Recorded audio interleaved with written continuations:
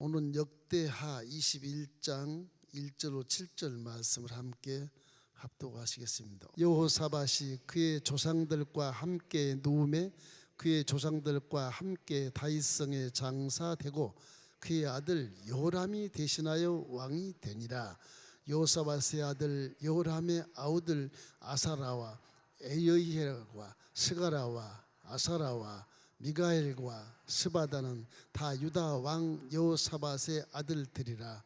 그의 아버지가 그들에게는 은금과 보물과 유다 견고한 성읍들을 선물로 후히 주었고 여호람은 장자이므로 왕위를 주었더니 여호람이 그의 아버지의 왕국을 다스리게 되어 세력을 얻은 후에 그의 모든 아우들과 이스라엘 방백들 중 몇 사람을 칼로 죽였더라. 여호람이 왕위에 오를 때 나이가 32세라. 예루살렘에서 8년 동안 다스리니라. 그가 이스라엘 왕들의 길로 행하여 아합의 직과 같이 하였으니 이는 아합의 딸이 그 아내가 되었음이라. 그가 야훼 보시기에 악을 행하였으나 야훼께서 다윗의 집을 멸하기를 즐기하지 아니하셨으면 이 전에 다윗과 더불어 언약을 세우시고 또 다윗과 그의 자손에게 항상 등불을 주겠다고 말씀하셨습니다. 오늘 역대하 21장, 22장, 23장 내용을 보면서 우리가 좀 교훈받을 일이 있다, 이런 일을 가지고 그림 하나 그리고 설명을 드려보겠습니다.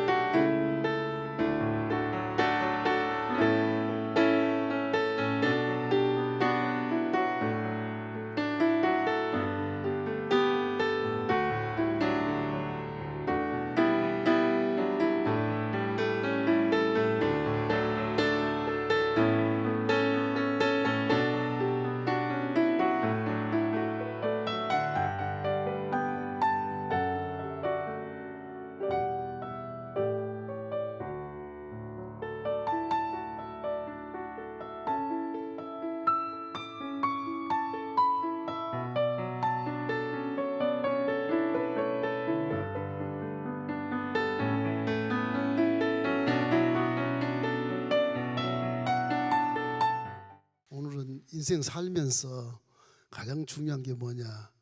어둠을 잘 경계해야 돼요. 어둠 속에 들어가면 한 치 앞도 내다보지 못하는 인간이지만 더더욱 안 보이는 거예요. 분별도 안 되고 내가 어디서 와서 어디로 가는지 모르고 살아요. 그 성경은 항상 빛 가운데 있으라 그러거든요. 우리가 항상 이거를 그냥 상식적으로 생각하지 말고 우리 영적인 마음밭에 딱 새겨 놓아야 되는 것입니다. 빛은 생명이고 어둠은 죽음이에요. 그죠? 빛은 희망이고 어둠은 절망이라고요. 항상 생각하셔야 돼요. 빛 가운데 산다 뭐 그냥 영적으로 생각한다 그러지 마세요. 실제로 삶이 그래요. 빛은 생명이에요. 어둠은 죽음입니다. 죽음. 이것이 희망이 될 수가 있죠.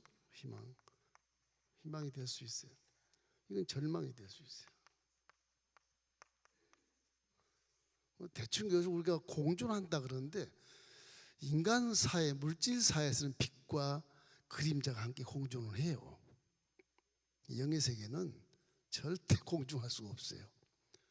어두워 그냥 떠나가야 돼, 빛 가운데서. 이기 때문에 우리가 육체를 짓고 있으니까, 물질을 짓고 있으니까 지금 빛 가운데 살아도 뭐가 따라다니냐? 자꾸 그림자가 따라다니게, 그림자가. 예? 항상 빛 가운데 있어도 그림자가 따라다녀요. 어둠이. 물질 세계에서는 그래요. 영의 세계는 벗어버리는 거예요. 하나님은 빛이시라 어둠이 조금도 없으시다. 성경에서 하나님을 참빛이라고, 참빛이라고 말하거든요. 마귀는 어둠 속에서 아주 흑암이 공허하고 혼돈하며 흑암이 깊음에 있는 그곳에 이제 마귀가 도사리고 있는 거예요. 거기에 에덴을 지어놨어요. 거기에 마귀를 멸하기 위해서. 사실은 인간 사회에 예수님이 오신 것은 마귀를 멸하러 오신 것입니다.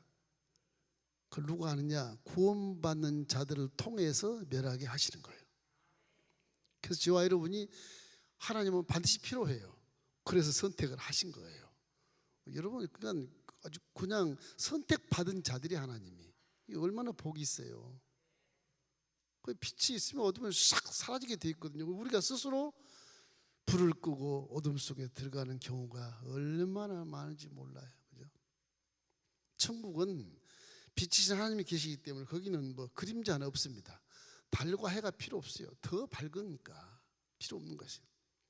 아주 밝으니까 화려하고 밝고 맑고 환하고 아름답고 막 감동할 만한 곳이 천국이고 이렇게 흥분되는 곳이 천국이거든요.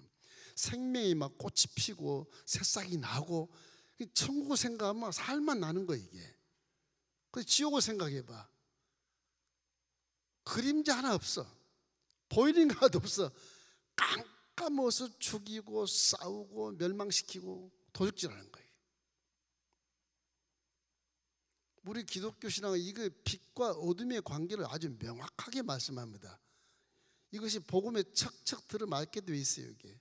그래서 저와 여러분의 생각이 항상 천국을 바라보시길 바랍니다.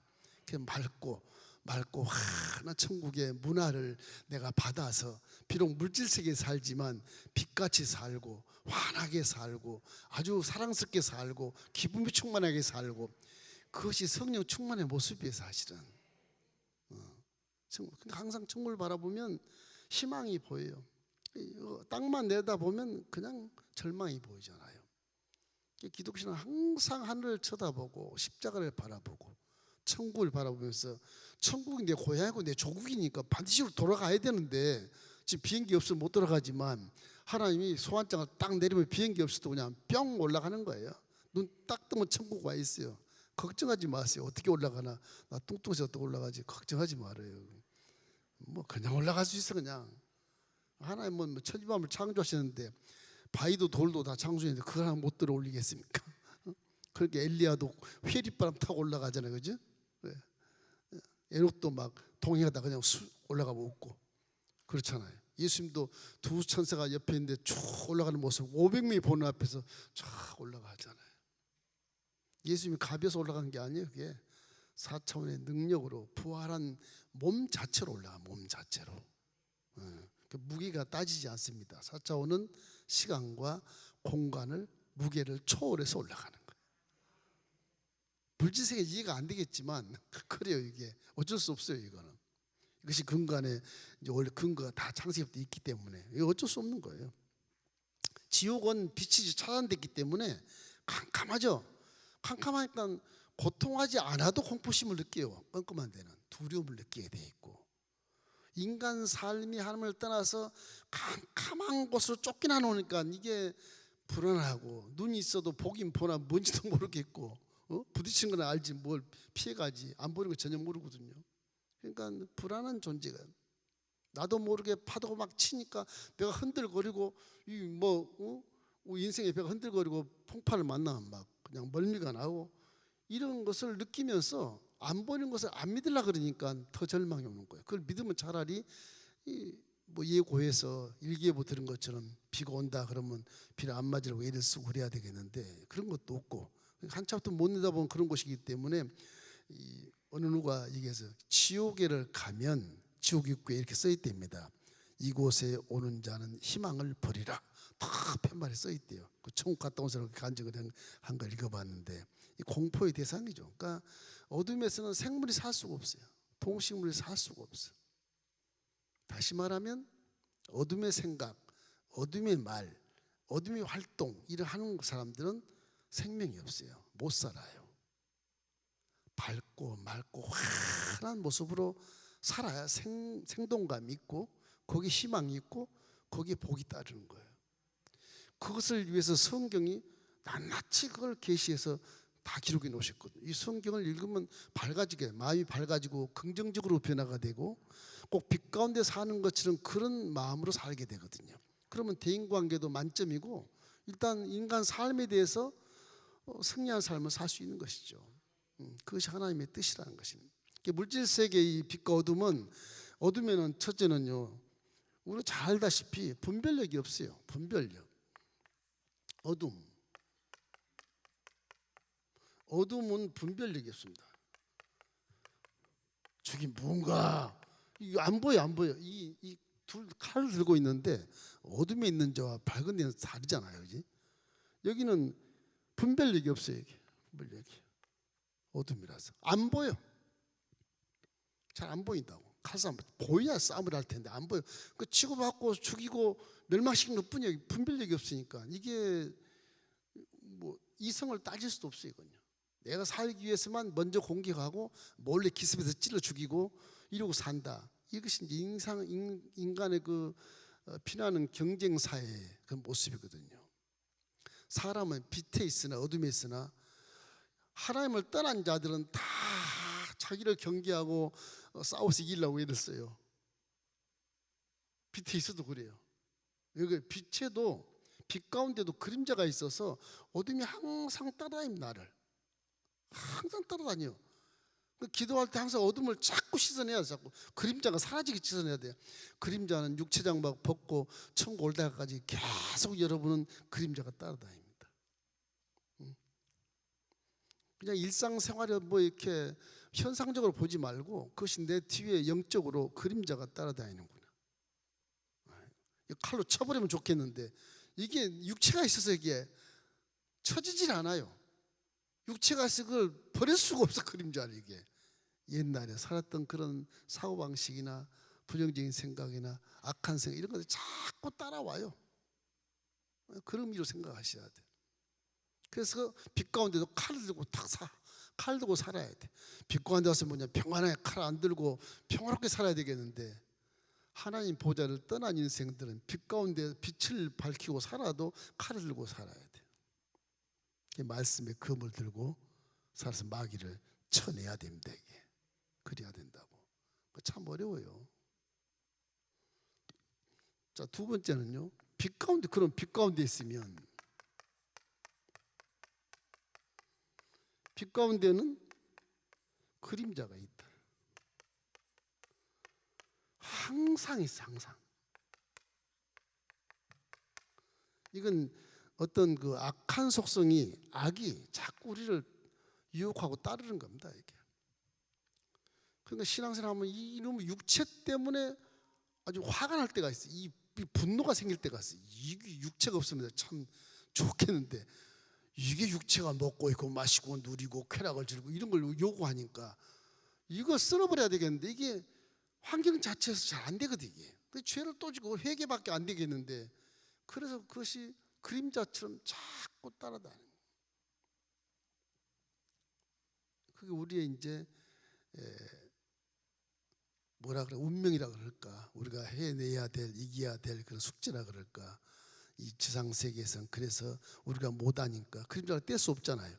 하나님을 자꾸 구하고 십자가를 자꾸 바라보고 성령이 내 속에 계시면 도와주십시오. 이 육체가 있어서 이 그림자가 저 따라오는데 저 그림자는 따라오지 말게 해달라고 그렇게 기도를 하면 성령이 그림자에 대한 유혹을 좀 이기게 하셔요. 그렇게밖에 살 수 없어. 물질 세계에서는. 그 사명 다음에 이제 싹 벗고 가면 그때는 뭐 영의 세계는요 그림자가 없습니다. 영의 세계는 그림자가 없어요. 그건 아주 안식을 하는 겁니다. 천국 가면 영의 세계. 영의 세계는 빛만 있어. 빛. 그림자가 없어요. 그래서 천국 가야 모든 것이 해결돼요. 천국 가야. 그래서 참 자유함을 얻으려면 천국 가십시오. 우리 한번 같이 갈까요? 한번 가볼까요? 천국 갔다 온 사람은 가보고 싶어요. 아, 이놈의 세상, 안 되겠다. 빨리 좀 나 좀 소환장 보내주세요. 그럼 가게. 그런 그 마음에는 거룩한 분노도 있고 안타까움도 있고 하나님을 보고 싶어도 그렇게 그냥 하겠지만 인간 삶 자체가 죄악의 삶 속에 살기 때문에 빨리 여기를 벗어났으면 좋겠다 그런 생각이 많이 들게 되죠. 그래서 이 영의 세계는 이 빛과 어둠이 공존할 수가 없어요.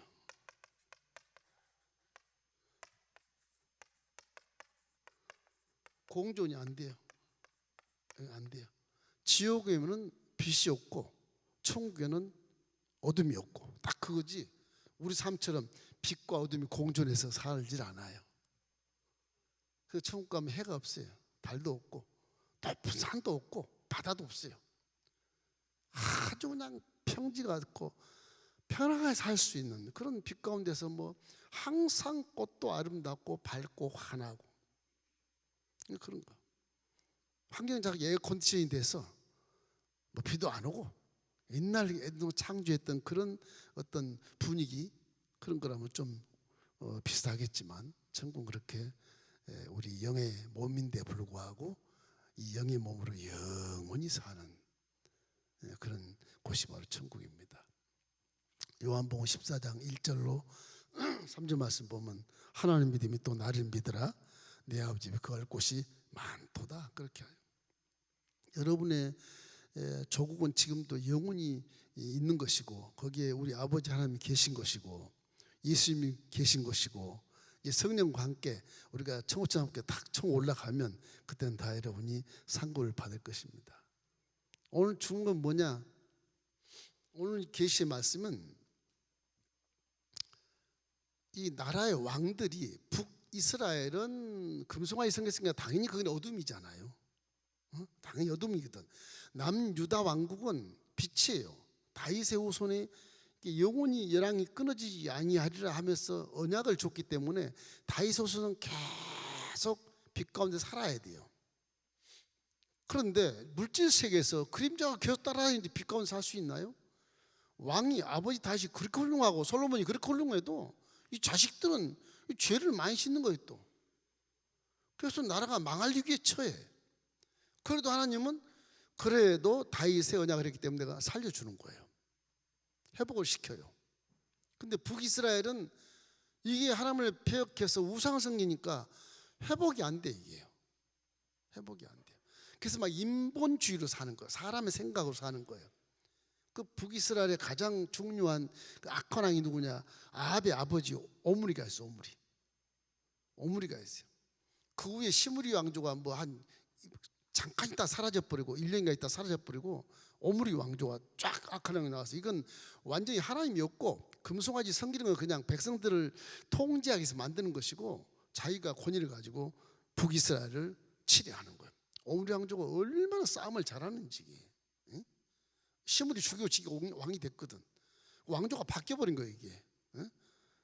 김씨를 죽이고 이씨가 왕이 돼버린 거예요. 그게 이제 북이스라엘. 그렇게 계속 왕조가 바뀌어요.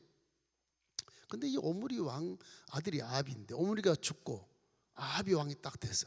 이 사람은 아버지보다 더 악한 거예요. 더 악한 거예요. 왜 악했느냐? 어두운 곳에 더 짙은 어둠이 들어와서 그러는 거예요. 그 이유가 뭐냐 그러면 항상 제가 이렇게 지도 이스라엘 지도를 그리지만 그냥 어렵게 생각하지 마십시오. 그러니까 갈릴리 호수면 요단강에 흘려서 사이가 이렇게 와요. 이게 갈릴리에서 사이가 한 3배쯤 돼. 3배쯤. 제가 그냥 그리는 거예요. 이게 사이 3배쯤 돼. 갈릴리가 이렇게 레바논 산맥에 흐르는 누이 녹아서 이렇게 헬모산 누이 녹아 흘러서 이렇게 채워서 쭉 내려오는 것이거든요. 이 레바논 쪽에 시돈이란 나라가 시돈. 이 시돈 나라에 바알에시라고 하는 왕이 있어요. 시돈 왕이. 그건 이제 북이스라엘은 사마리아가 있거든요. 사마리아. 금송아지 세운데 여기 이제 남유다는 예루살렘 얘기가 있고요. 그건 남유다 이렇게 잘라지고 뭐 북이스라엘 이게 잘라져. 남유다 이렇게 잘라지고 홍해가 이렇게 있고요. 이 오므리 왕조가 여로보암이 첫째 왕이고 그 다음에 바하사, 그 다음에 시므리, 오므리 4대 왕조거든요. 4대 오므리 왕조가 이게 싸움을 잘해가지고 강성대국이 돼요. 그래가지고 시돈과 함께 혼인동맹을 맺어요. 혼인동맹. 그 시돈도 별로 강하지 않으니까 같이 혼인동맹 맺읍시다. 그래서 이 시돈은 뭐냐면 바알신을 숨겨요. 바알신을. 이 바알신은 원조입니다. 여기가 농경신이라 그래서 비를 내리고 우리는 하나님이 비 내리고 햇빛을 주는데 저 사람들은 바알이 준대요. 바알이. 그러니까 여기 아주 산당이 처처에 있고, 그런데 이 나라의 오므리 왕조가 혼인동맹 누구냐 하냐, 시돈 이 왕 엘밧 이 왕 딸 이세벨이라서 이세벨하고 이쪽 이제 오므리의 아들 아합하고 결혼을 시켜. 이세벨 딸이에요. 딸 아들 아합. 이래서 동맹을 맺었겠다. 이게 원래 적군인데 동맹 맺으니까 이쪽에 이제 아람이 있어요. 엄청난 나라가 있어요. 이게 자꾸 오니까 이걸 부시려고 동맹을 맺는 거예요. 자꾸 쫓아내기 위해서. 이 나라가 위험하니까 여기 동쪽도 마찬가지예요. 위험하니까. 그래서 동맹을 맺는데 뭐 북쪽이니까 하나님이 그래 니네들은 뭐 어차피 다윗의 후계가 아니니까 10지파 다 망해라. 괜찮을 것 같은데 하나님은 그래도 이걸 우리 계시하는 거 뭐냐, 이 이세벨 시돈 바알의 신이 내려오는 것은 이쪽 금송아지 섬기는 것보다 더 잘 섬길 정도의 신이란 말이에요. 아주 세대적으로 역사적으로 계속 섬겨왔던 것이니까 그 신앙이 대단한 거죠. 그러니까 바알신을 이세벨 가지고 이게 와요. 바알신. 북이스라엘 전부 이제 바알 산당이 다 처체 세계 바알 산당. 그래서 하나님은 온데간데 없이 사라져버리고 이제 금송아지 섬기다가 이제 바알신을 막 섬기는 거예요. 그 다음에 또 아스라신을 막 섬겨요. 그래서 이게 우상을 섬기는 것이 처체 이게 산당이 되고 막 제사를 드리고 하니까 이세벨이 엄청나게 황후로서의 권위가 있잖아요. 거짓 선지자를 850명을 만들어 아스라 400 바알신 거짓 450명을 만들어서 북이스라엘 전체를 다 산당마다 제사장들이 다 있어요. 그 사람들이 이제 거짓 제사장, 우상 숭배한 제사장들이란 말이에요. 진짜 제사장이 아니고 이 바알신 그 지도자들이 다 그래서 전부 제사장을 세워서 거기서 기도하고 거기서 그러면서 이제 오므리 왕조는 전쟁에 능한 자가 돼요. 칼을 잘 휘둘러. 그 주위 나라들이 막 강성대국이 되고 주위 나라들이 막 쫄아요. 그 뭐 이쪽 동쪽 나라는 거의 다 막 조공을 바치고 그럴 지경이라. 오므리가 죽었어요.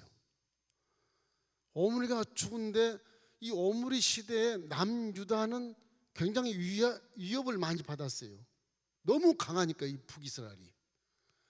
그전에 뭐 10지파 했으니까 그때 군대가 80만이고 이쪽은 40만밖에 안 되고 반밖에 안 된 군대가 싸우다가 하나님 이기게 하기 이겼지만 하나님 도와주면 남쪽은 완전히 그냥 숫대밭이 되는 거예요.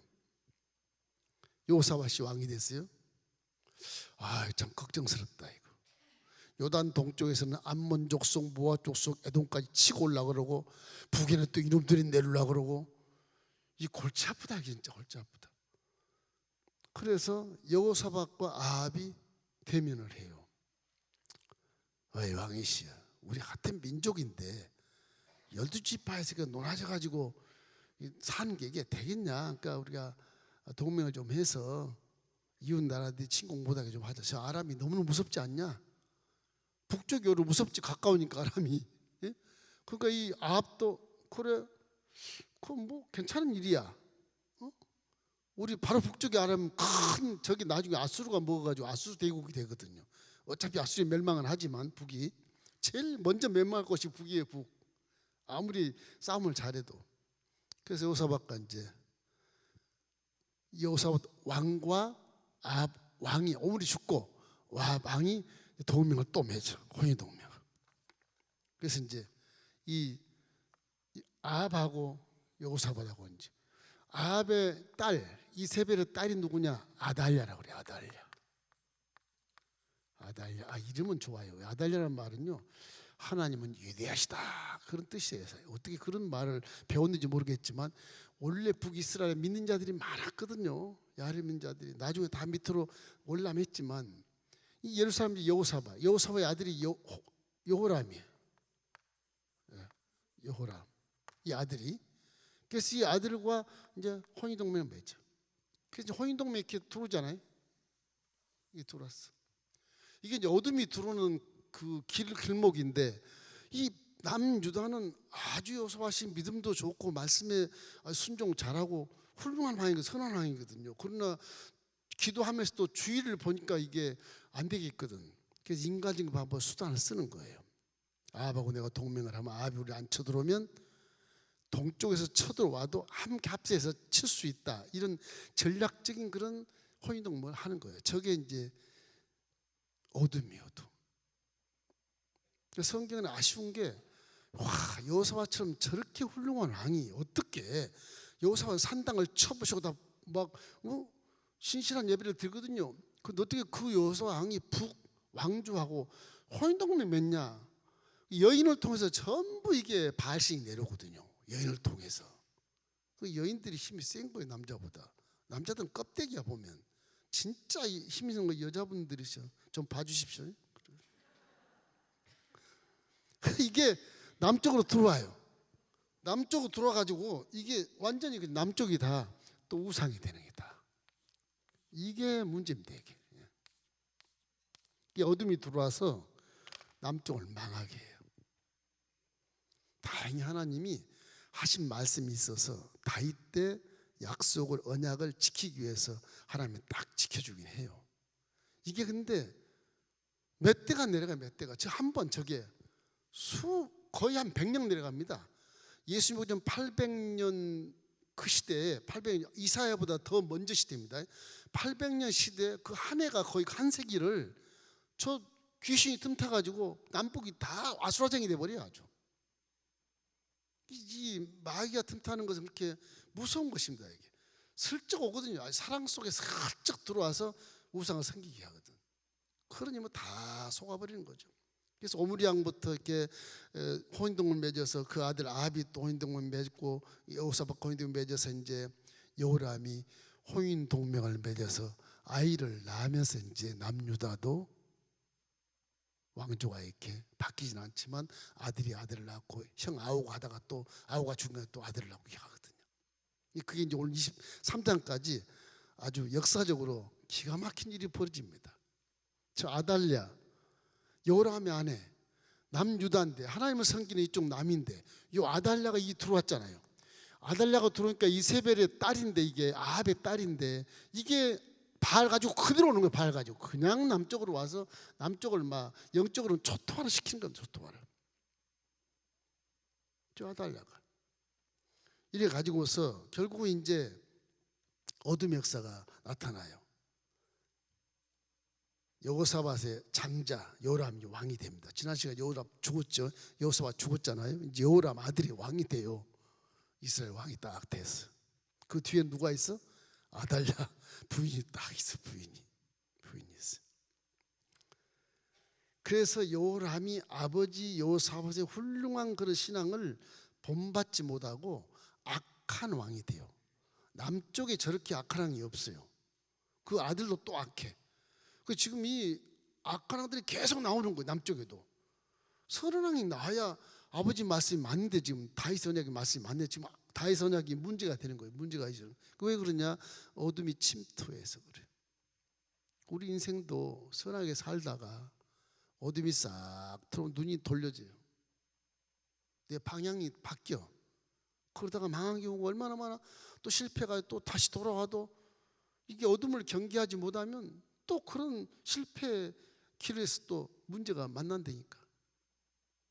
우리 믿음은 항상 어둠 속에 있기 때문에 빛을 바라고 살지만 어둠과 이렇게 타협하거나 내 등불을 꺼버리거나 성령이 침체해버리거나 말씀을 안 읽거나 예배를 안 드리거나 기도를 안 하거나 그래 버리면 이게 등불이 꺼져서 어둠 속에 같이 휘젓고 사는 거예요. 같이. 그러면 아무것도 모르게 돼. 깜깜한 데서 그냥 그냥 살지. 하나님이 도와주시겠지. 믿음이란 건 가만히 있어서 도와주는 게 아니에요. 믿음의 실천을 함으로 하나님이 와서 도와주시는 것이지. 그죠? 빛 가운데 살아도 지금 그림자가 이렇게 따라다니는데 빛 가운데 살아도 우리 환경이 그래요. 환경이 육체가 무엇을 먹을까, 무엇을 마실까, 무엇을 누릴까, 무엇을 쾌락을 즐길까 이런 것들이 따라다닌다니까. 이게 육체가 있어서. 그래서 그런 거. 그래서 우리가 성경을 읽어도 굉장히 갈등을 느끼는 부분들이 굉장히 많아요. 육체 때문에. 천국 가면 전혀 갈등도 없고 참 자유함을 얻지만은 그래서 우리 삶 속에서 우리가 존재해서 우리가 사명을 감당할 때 이걸 깨달아야만 사명도 잘 감당될 수 있는 것입니다. 결국 이제 요람이요 이 부인의 말에 이 바보같이 속아가지고 있어. 아이고 자기 동생들 다 죽여버려요. 동생들 다 죽여버려요. 그 동생들 누군데 아버지가 여호사밧이 전부 금은보화 다 주고 잘 살게 이렇게 군데군데마다 꽤 많아요. 그 동생들이 6, 7 이렇게 막 잘 살게 해서 이 요람이 지네 엄마하고 딱 이렇게 작당을 하다가 권세가 딱 서니까 그때부터 다 죽여버렸다. 그러면 이제 성경에는 다윗의 후손이 끊어지지 않냐 이게 걱정이잖아요. 이 마귀가 들어오면 하나님 언약에 대한 것을 무시해버리기 위해서 아달랴가 와가지고 다윗 왕족을 다 깡그려 죽여버리다. 실제 그렇게 이제 22장에 나와요. 이래서 이제 아달랴로 인해서 여호람이 이렇게 악한 왕이 돼서 결국 문제가 되는 것입니다. 우리 한번 역대하 21장 6절 한번 읽어보십시다. 그가 이스라엘 왕들의 길로 행하여 아합의 직과 같이 하였으니 이는 아합의 딸이 그의 아내가 되었음이라. 그가 야훼 보시기에 악을 행하였으나 이렇게 돼 있어요. 그러니까 이스라엘 길로 갔다 그 말은 북이스라엘의 오므리 왕조 자기 할아버지 오므리 왕조 아방의 길로 갔다 그런 얘기. 남쪽 유다의 다윗의 언약을 받은 이 다윗의 언약 이 계통의 남유다 왕국이 북이스라엘 길을 간다는 거예요. 왜? 자기 아내가 아달랴라. 북이스라엘의 길이 아합의 길이 아달랴 악한 길이거든. 이 아달랴가 전부 여호람 왕을 교실을 했는지 교훈을 했는지 가르쳤는지 몰라도 여호람이 속닥 속아가지고서 악한 왕이 돼버린 거예요. 어둠이란 건 내가 경계하지 못할 때 들어와요.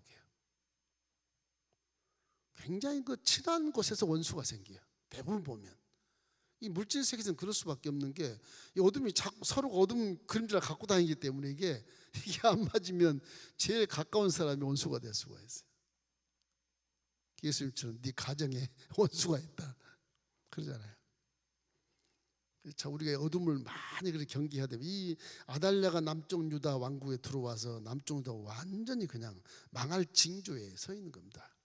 그러고 나니까 여기 성경에 보면 이제 에돔과 림나가 배반했다. 에돔이 항상 제가 그림 빨갛게 그러잖아요. 에돔 요 사이 밑에요. 에돔이 이스라엘의 조공을 바쳐 해마다 조공을 갖다가 바친 나라예요. 이게 배반하네. 배반. 나 조공 안 바칠 거야. 배반하는 겁니다. 배반. 림나라는 데 가서 림나는 어디냐 그러면 이 블레셋 지역, 요 블레셋 지역에 좀 벗어나서 이 다윗의 날 피했던 곳 림나가 이 정도 있어요. 림나도 이렇게 유다의 한 성이거든요. 이놈들이 또 배반을 해. 이런 일이 벌어져. 어둠이 들어오니까. 내가 보기로는 왜 저 사람들이 배반했을까? 이 사람들이 벌써 이 조공을 바치고 속에 있지만은 이 사람들은 하나님 말씀을 아는 것 같아. 이방 같은데도. 그러니까 배반해 버리는 거예요. 너 여호람 그렇게 나라 망한다, 이런 독립군 투사 같은 그런 족속인 것 같아. 두 나라가 배반을 해버려요. 그래서 여호람이 산당을 세우고 예루살렘 사람 주민들에게 음행하게 하고 유다를 미혹하게 해서 하나님을 버렸다, 그래서 성경이 나오거든요. 여호람이 이놈이 아버지가 선한 왕이고 다윗의 후예인데 이렇게 주민들을 막 음행하게 하고 하나님을 버리게 하고 뭐 이렇게 유다를 미혹하게 하고 산당을 막 세운단 말이야. 북이스라엘 같이. 전부 산당이 세워지는 거예요. 이 북이스라엘, 이게 바알의 산당이 남쪽에도 다 세워지는 거예요. 이게 이러니까 이 두 나라가 배반하게 되죠. 이 어둠이라는 것이 이렇게 슬쩍 들어와요. 이게 슬쩍 들어와요. 우리는 영물이 아니기 때문에 그 막기가 힘들어요. 기도 안 하면. 그래서 항상 빛 가운데 있어야 그림자라도 봐. 그림자. 그리고 분별할 수가 있어. 빛 가운데 보면 얼굴이 누구고 행동이 어떻게 되고 말이 어떻게 보여요. 어둠에 들어가면 이게 소리는 들릴지 몰라도 아예 안 보이니까 속이면 다 속아버려. 아담이 마귀에게 속은 것처럼 어둠에서 싹 속아버려요. 그래서 어둠이 이렇게 우리 경계해야만 되는 그런 상대라는 사실 항상 기억하시기 바랍니다. 이래서 이제 하나님이 개입을 합니다. 개입을 해요. 엘리야 선지자가 이때 사람이거든. 아합 때 아합하고 막 싸우고 그랬지 않습니까? 엘리야 이때까지 살아요. 여호람 왕 때까지 살아. 두고 이제 아시아 왕이 이 아합 왕 아들이 이제 왕을 하게 됐어요. 거기도 요람이라고 그러는, 나중에 아시아 동생 요람인데, 이게 이제 엘리야가 그 시대에 북에서 편지를 띄워요. 그러니까 이때는 혼인 동맹을 맺어서 남북이 철조망을 딱 걷어치우고, 우리나라처럼 딱 걷어치우고 화해한다고 하고 사는 거예요. 화해한다고. 화해가 되겠습니까? 이게 공산주의 민주주의처럼 금송아지 생긴데 바시 생긴다고 야외 생긴 하나님 생긴다고 다르지요. 화해가 안 돼요. 이게 사람의 사상이 이렇게 틀리잖아요. 그럼 그 상대방의 사상을 제대로 알아야 돼. 이건 화해도 가짜겠구나. 협약이라도 쪼임만 하지 그 시대 행복이 만들겠구나. 그럼 초점만 딱 쳐야 됩니다. 이게 쳐야 되는 거예요. 몰라서 그렇지. 몰라서 그래요, 우리나라. 이래서 이제 이 두 나라가 평화 조약을 맺은 것이 돼서 사람들이 왔다 갔다 왕래를 대충 해요. 야를 잘 믿은 사람이 밑에 내려왔다가 여기도 산당을 짓네. 다시 올라가고 그런 때라고. 그러니까 북쪽에 엘리야 선지자가 남쪽에 내려올 수도 있고 편지를 보낼 수도 있어요. 여기 보면 편지를 보냈어요. 편지를 보내서 결국 이 어둠의 역사를 간파하게 만드는 겁니다. 역대하 21장 12절로 15절 우리 함께 읽겠습니다. 선지자 엘리야가 여호람에게 글을 보내어 이르되, 왕의 조상 다윗의 하나님 야훼께서 이같이 말씀하시기를, 내가 내 아비 여호사밧의 길과 유다 왕 아사의 길로 행하지 아니하고 오직 이스라엘 왕들의 길로 행하여 유다와 예루살렘 주민들이 음행하기를 아합의 집이 음행하듯 하며, 또 내 아비 집에서 너보다 착한 아우들을 죽였으니 야훼가 내 백성과 내 자녀들과 내 아내들과 내 모든 재물을 큰 재앙으로 치시리라. 또 너는 창자에 중병이 들고 그 병이 날로 중하여 창자가 빠져나오리라 하셨다 하였더라. 엘리야가 아주 그냥 선지자로서 북이스라엘 엘리야인데 그 숨어 있는 것인데 남쪽 왕에게 막, 이 엘리야는 북이스라엘에서 그 민족을 구원하기 위해서 그 죽기 살기로 앉아 있는 거. 북이스라엘에 왕하고 막 대적하고 그 남쪽을 엘리야가 유효하는 것이거든요. 하나님 믿으니까 남쪽은 하나님 믿는데 고맙다 그랬더니 이게 둘이 조약을 하더니 왔다 갔다 하더니 산당 세운 거든. 여호람아, 너 그렇게 하면 큰일 난다. 넌 다윗 세우지 않느냐? 왜 이스라엘 길로 행하냐? 왜 네 아들 다 죽였어? 넌 저주받는다. 너 창자가 빠져 죽을 것이다. 그렇게 편지를 보내요. 그대로 창자가 빠져서 죽어요. 한 8년 왕하고 죽어요. 참 기가 막힌 일입니다. 이게. 그래서 하나님의 징계가 있어요. 역대하 21장 16절 17절 함께 읽겠습니다. 야훼께서 블레셋 사람들과 구스에서 가까운 아라비아 사람들의 마음을 격동시키사 여호람을 치게 하셨으므로 그들이 올라와서 유다를 침략하여 왕궁의 모든 재물과 그 아들들과 아내들을 탈취하였으므로 막내 아들 여호아스 외에는 하나들도 남지 아니하였더라. 하나님은 마귀가 저렇게 하면 그전에 했던 말씀 그대로 이루어 주십니다. 안 그러면 쳐버려요. 그래서 어디냐 그러면 요 아라비아, 이쪽 아라비아입니다. 아라비아 사우디아라비아 알죠? 사우디아라비아. 여기 아라비아예요. 아라비아. 여기 상관도 없는 나라예요. 상관도 없는 나라가 올라와서 치고요. 구스, 요 이쪽 구스입니다. 이게 애굽 그쪽이에요. 이쪽이 가서 쳐서 성전 기물까지 다 뺏어버려요. 그거 다 죽여버려요. 그리고 하나님 뜻대로 다윗 언약을 계승하기 위해서 마지막 남은 아들 하나 여호아스를 살려놔요. 또 문제가 생겨요. 아스를 살려놓는데 이제 어둠 속에 이런 북왕국이 결국은 이제 아시아 왕이 이제 아합의 아들이 아시아 왕인데 42세 즉위해서 1년간 통치하는데 남쪽이 이 이제 아들을 낳은 아시아 왕이 1년 여기 통치를 해요. 1년 통치하다 죽어요. 왜 죽냐? 그게 이제 북쪽에 요람 왕이 전쟁하다가 함께 전쟁하다가 이게 그 혼인 동맹이 맺었기 때문에 함께 전쟁을 합니다. 항상 이 동쪽 위험하단 말이에요. 두 사람이 이렇게 가서 합세해서 동쪽을 쳐요. 여기는 여호람이 가고 여기는 요람이 가요. 그 히브리어는 똑같은 이름인데 이 요람이 가고 이건 요람 좀 알아듣기 쉽게 한 것 같아요. 그래서 이렇게 가요. 이 전투에서 길르앗 전투에서 이거 다 아람 군대거든요. 다메섹에서 쳐들어온 이 다메섹이라는 데가 있어요. 여기서 쳐들어온 게 다 아람 군대들이 다. 결국 요람이 상처를 받아요. 활을 맞았는지 칼을 맞았는지 그 내용은 없는데 상처받아서 몰래 그냥 사마리아로 와요. 부하들과 전쟁통에 와요. 다쳤으니까 왕인데. 그래서 와서 두 나라가 동맹이니까 이제 여호아스가 돌아와서 병문안을 갑니다. 병문안 북쪽으로 가요. 아주 평화조약 맺고 있는 나라니까. 병문안을 갔다가 누구를 만나냐? 예후라는 사람을 만나. 예후. 이 예후는 아합 북에 굉장히 그 강국했을 때 아합왕 밑에서 이렇게 뭐라고 그랬죠? 이렇게 신변을 보호하는 경호원 같은 거요. 그 경호원 같은 자가 예후였는데 그 예후가 아합왕의 씨를 다 죽여버려요. 다 죽여버려요. 아시아도 남쪽 왕인데 병문안 갔다가 죽어요. 보세요. 여기 이제 신기한 일이 나와요. 그러면 남쪽 왕이 사라져버렸잖아요. 이거 없어. 남쪽 왕이 사라졌어. 그런데 아시아의 아들들이 많아. 남쪽의 아달랴가 저기 어둠이잖아요.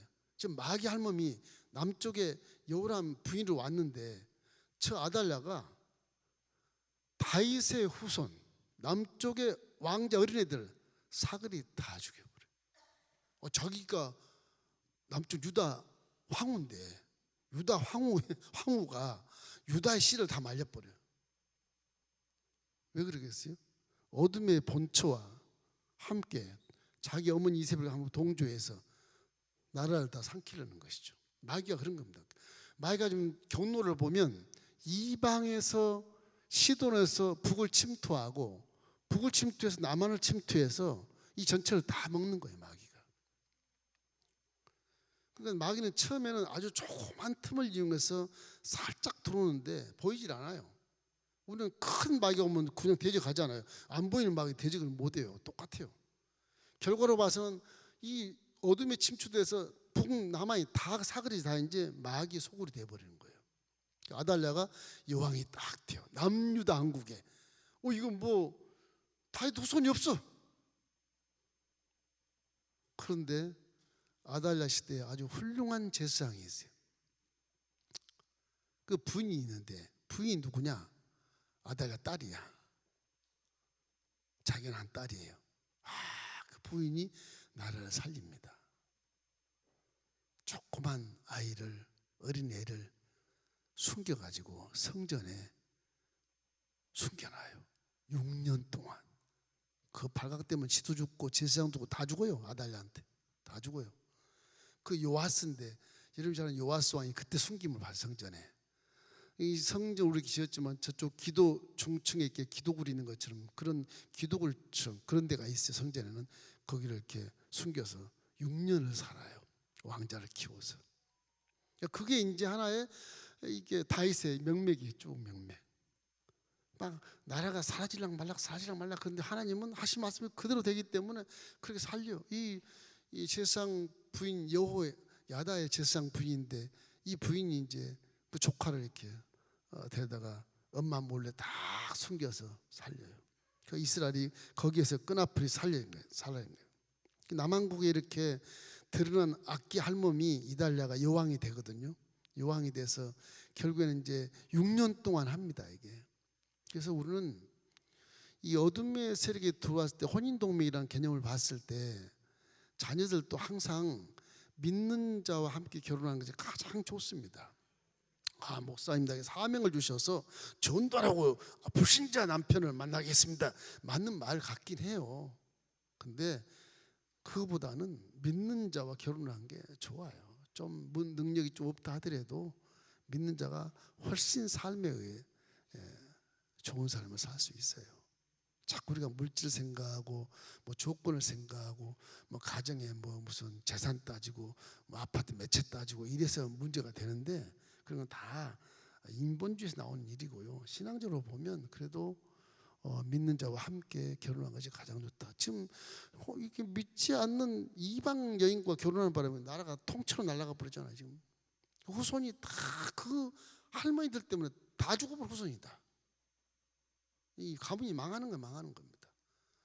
역대 지략에 이렇게 오므리 왕조 아방은 어차피 악한 왕이니까 그렇다 하지는데, 남유다는 그렇게 다윗의 언약 속에 있는 후손들인데 이 다윗의 가문에 먹칠하는 먹칠하는 거잖아요.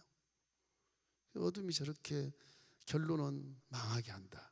요한복음 10장 10절 도적이 오는 것은 도둑질하고 죽이고 멸망시키는 것 뿐이요 인자가 온 것은 생명을 넘치게 얻게 하는 것이다. 도적은 어쩔 수 없어요.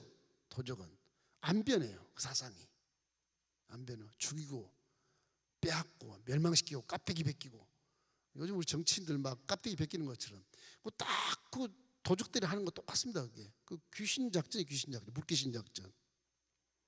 물귀신 작전이에요.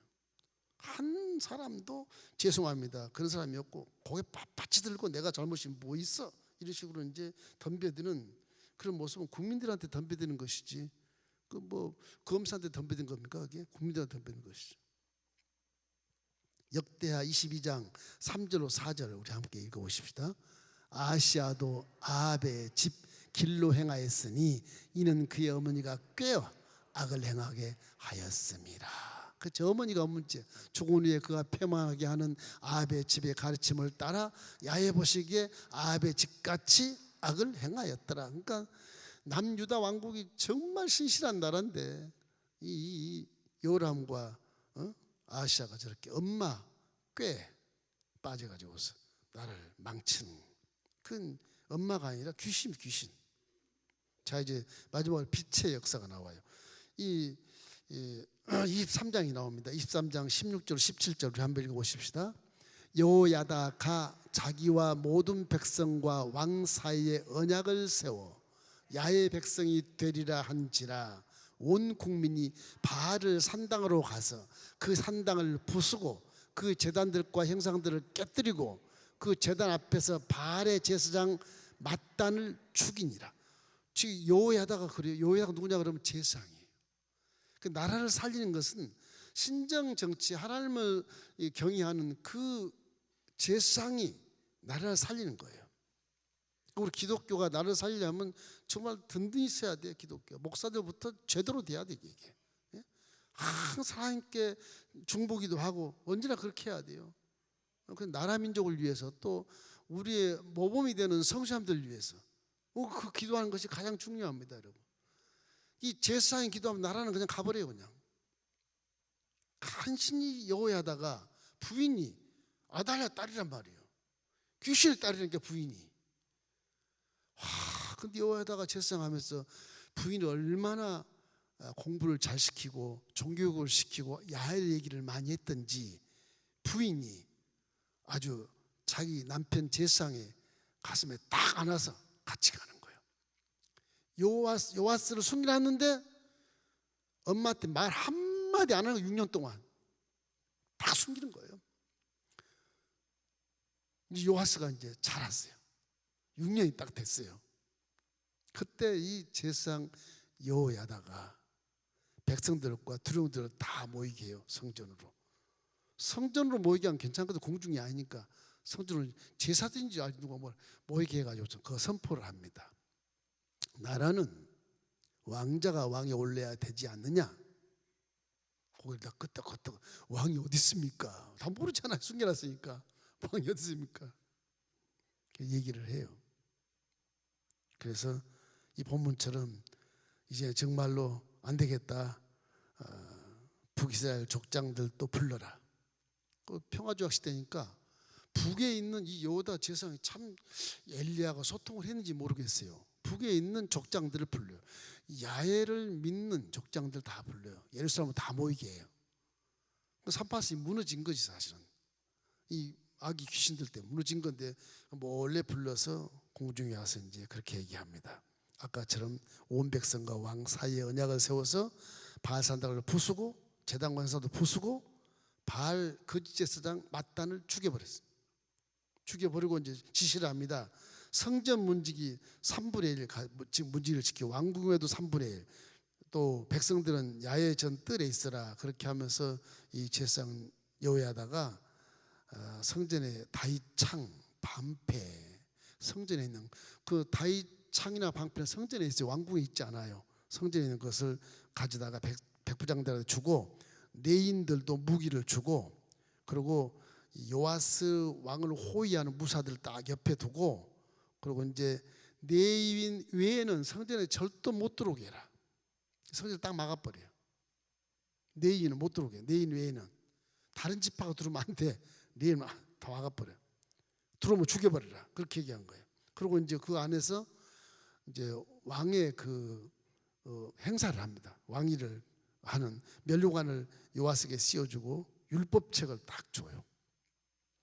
근데 이 제사장은 신본주의이기 때문에 왕이 율법책을 알아야 됩니다. 그러니까 솔로몬처럼 율법책을 복사해서 왕 옆에 딱 놓고 면류관을 왕으로 쓰고 그리고 이 여호야다 아들들이 또 아들들이 이제 다음 제사장이든 기름을 부어서 왕위를 삼아요.